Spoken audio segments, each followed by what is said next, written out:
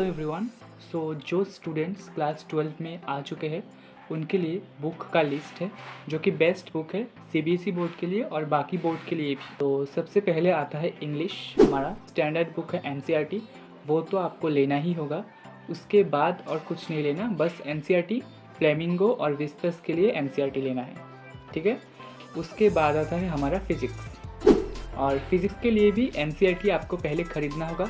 उसके बाद reference book के लिए आप एसएल अरोरा खरीद सकते हैं, एक अच्छा बुक है, ठीक है। और याद रखिएगा एसएल अरोरा सिंप्लीफाइड फिज़िक्स लिखा होगा, जो कि लेटेस्ट वर्जन ही आपको खरीदना होगा। और उसके बाद आता है केमिस्ट्री के लिए भी सबसे पहले एनसीईआरटी पढ़ना होगा, तो एनसीईआरटी खरीदना होगा।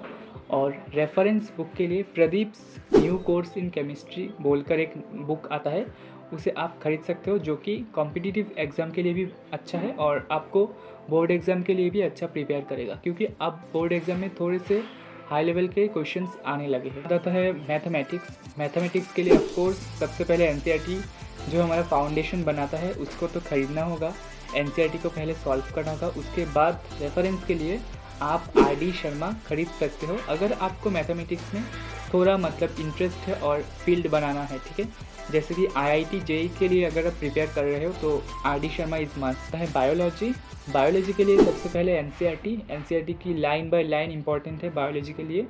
और प्रैक्टिस के लिए आप एनसीईआरटी फिंगर टिप्स खरीद सकते हो, और इसका इतना भी नीड नहीं है। अगर आपको कॉन्फिडेंस है कि आप एनसीईआरटी से पढ़कर अच्छा स्कोर कर लोगे तो नहीं खरीदने से भी हो जाएगा। सारे सब्जेक्ट्स का एक क्वेश्चन बैंक, ठीक है, क्योंकि आप बोर्ड एग्ज़ाम को पैरेलली प्रिपेयर कर रहे हो कॉम्पिटिटिव के लिए, तो जो कि रेफरेंस बुक हैं बोर्ड एग्ज़ाम के लिए इतने क्वेश्चंस अवेलेबल नहीं होते। रेफरेंस बुक जनरली होते हैं हमारे कॉम्पिटिटिव एग्ज़ाम के लिए प्रिपरेशन करने के लिए, तो हमें एक क्वेश्चन बैंक चाहिए जो कि हमें सिर्फ और सिर्फ बोर्ड एग्ज़ाम के लिए प्रिपेयर करता है। तो Oswald books is the best for me.